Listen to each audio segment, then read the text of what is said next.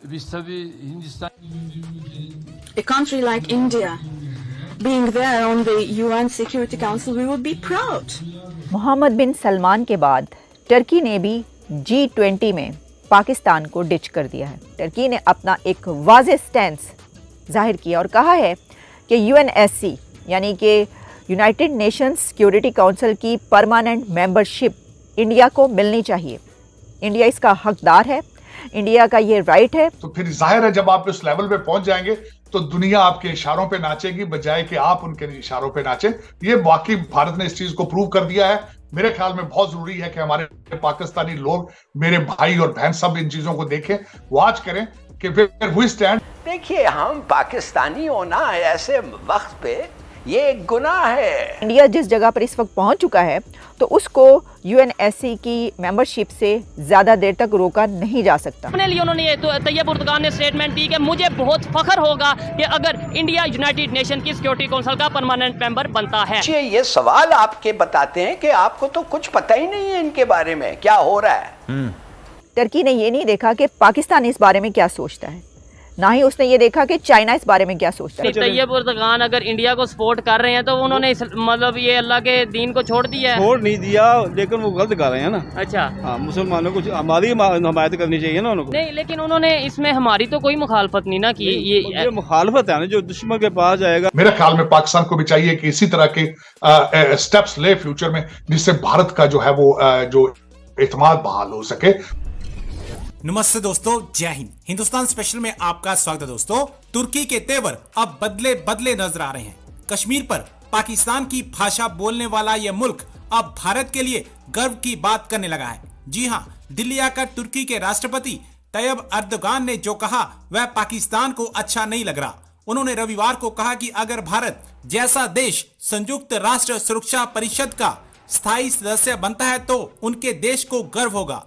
Erdogan ने आगे कहा कि सभी गैर P5 सदस्यों की बारी बारी से सुरक्षा परिषद का सदस्य बनने का अवसर मिलना चाहिए। वह एक मीडिया ब्रीफिंग में पत्रकारों के सवाल का जवाब दे रहे थे। P5 या सुरक्षा परिषद के 5 स्थायी सदस्य चीन, फ्रांस, रूस, ब्रिटेन और अमेरिका के लिए तुर्की के राष्ट्रपति ने कहा दुनिया 5 से कहीं बड़ी है। उन्होंने आगे कहा कि हमें गर्व होगा अगर भारत जैसा देश संयुक्त राष्ट्र सुरक्षा परिषद का स्थायी सदस्य बन जाए। अब पाकिस्तान के मित्र एर्दोगन के मुंह से भारत के लिए गर्व की बात कहने पर पाकिस्तान को मिर्ची लगी हुई है। मोहम्मद बिन सलमान के बाद टर्की ने भी G20 में पाकिस्तान को डिच कर दिया है। आखिर क्या वजह हुई कि G20 में पहुंचते ही वो कंट्रीज़ जो हमेशा के पाकिस्तान के दोस्त ममालिक कहे जाते, फ्रेंडली कंट्रीज़ जिन्होंने हमेशा हर मुश्किल वक्त में पाकिस्तान का साथ दिया और जिसको हम कहते हैं कि ये हमारे सबसे करीबी दोस्त हैं, उन्होंने भी G20 में पाकिस्तान के स्टैंड्स के ख़िलाफ़ जाकर अपना स्टैंड्स का इजहार किया है। तो अगर हम इसको ये कहें कि उनको कौन रोक सकता था, यानी वो क्यों ऐसा करेंगे कि वो अपना स्टैंड्स अपने कंट्री के हवाले से नहीं करेंगे बल्कि पाकिस्तान को देखेंगे। तो हुआ क्या? हुआ ये कि पहले तो मोहम्मद बिन सलमान ने पाकिस्तान आना था और वो पाकिस्तान नहीं आए। जो टर्की की मैं बात कर रही हूँ तो हुआ कुछ यूँ कि जहाँ MBS यहाँ नहीं आए वहाँ पर चले गए और वहीं की उन्होंने बात की। और वहीं पर टर्की ने अब ये किया है कि जब G20 के दौरान बातचीत हुई तो उसमें टर्की ने अपना एक वाज़ेह स्टैंस जाहिर किया और कहा है कि UNSC यानी कि यूनाइटेड नेशंस सिक्योरिटी काउंसिल की परमानेंट मेंबरशिप इंडिया को मिलनी चाहिए। इंडिया इसका हकदार है, इंडिया का ये राइट है, इंडिया के लिए ये बनता है कि उसको परमानेंट मेंबरशिप दी जाए और हम उसको पूरे तरीके से सपोर्ट करते हैं। हम इंडिया के साथ हैं और हम ये कहेंगे UN से, हम ये कहेंगे दुनिया की ताकतों से कि इंडिया को परमानेंट मेंबर बनाया जाए। अब देखिए, ये एक बहुत बड़ी ख़बर है। इसकी वजह ये है कि एक तो खैर ये तो अपनी जगह पर कि ठीक है टर्की ऐसा समझता है और उसने ये कही बात, और इसके हवाले से पहले भी हम ये कह चुके हैं कि इंडिया ने खुद ही इसके हवाले से जो इजहार किया है कि अब नहीं बनाओगे तो बाद में बनाओगे।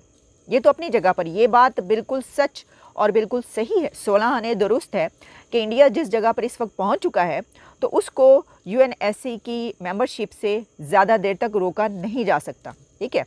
लेकिन जो मामला है कि डिच करवाने का वो इस तरीके से कि टर्की पाकिस्तान का बड़ा बेहतरीन दोस्त है और हमेशा से जो स्टैंड पाकिस्तान और टर्की का रहा है वो कुछ इस तरह का नहीं रहा।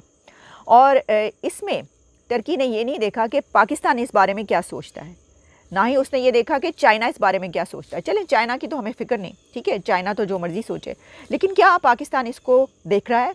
और क्या वहाँ से टर्की से ये तैयब एर्दोगान साहब से पूछा जाएगा कि सर घड़ी मुड़ी जो है हम आपकी तरफ आते हैं और आपसे इतनी दोस्तियाँ हैं, जो भी प्राइम मिनिस्टर होता है उसके आपसे ताल्लुकात बेहतरीन होते हैं, लेकिन ये क्या हुआ कि वहाँ पर आपने ये सोचा ही नहीं कि जो पाकिस्तान है उसका इस बारे में क्या स्टैंड है? क्योंकि पाकिस्तान और चाइना जो है वो एक साथ हैं इस बारे में। जो यूनाइटेड नेशंस की सिक्योरिटी काउंसिल की मेंबरशिप है उसमें जो है वो इकट्ठे एक ही स्टैंड है, लेकिन तो टर्की ने जो है वो डिच करा दिया सर। बस अब बात ये है कि इस वक्त इंडिया जिस जगह पर खड़ा है, टर्की तो उसकी बहुत ज़्यादा बड़ी ट्रेड है, आप जानते हैं, और ये कैसे नहीं वो करेगा। और ट्रेड को भी छोड़ दीजिए, जैसे मैंने आपको कहा कि वहाँ पर यानी दुनिया की 20 बिग इकोनॉमीज़, 20-25 बड़ी इकोनॉमीज़ को इंडिया ने एक जगह पर इकट्ठ कर दिया है जी। और आप ये देखें मोदी की ताकत, नरेंद्र मोदी साहब की आप ताकत का अंदाज़ा कीजिए। आप ये देखिए कि नरेंद्र मोदी साहब इस वक्त कहाँ पर पहुँच चुके हैं और कितने बड़े स्टेज पर खड़े हैं, कितने बड़े हो चुके हैं कि उन्होंने रशिया को कंडेम करने के हवाले से या उसके ख़िलाफ़ बात करने के हवाले से किसी को इसकी इजाज़त नहीं दी, कोई नहीं बोल सका। और साथ ही मोदी साहब के साथ कौन बैठा था? जो बाइडेन साहब। तो अमेरिका के president, United states of America के प्रेसिडेंट मिस्टर जो बाइडेन, जो कि G20 में पहुंचे और उसके अलावा भी उन्होंने जो है उनसे टॉक्स की हैं, अलग से भी उनकी मीटिंग्स हुई हैं और वो साथ बैठे हैं, और रशिया के हवाले से जो है इस तरह की कोई बात जो है वहाँ पे देखने को नहीं मिली। मेरे ख्याल में पाकिस्तान को भी चाहिए कि इसी तरह के स्टेप्स ले फ्यूचर में, जिससे भारत का जो है वो जो एतमाद बहाल हो सके। और इट इज नॉट, देखिए डिप्लोमेसी के अंदर you never shut down the door, possibilities are always there. Australia से दालें मंगा रहे हैं तो भारत से दालें क्यों नहीं आ सकती? अगर आपको किसी चीज की जरूरत, सब्जियां आप भारत से क्यों नहीं आ सकती? लाहौर से 100 किलोमीटर के फासले पे दुनिया की हर चीज पॉसिबल हो रही है, उन्हीं चीजों की कॉपी करनी चाहिए मेरे ख्याल में।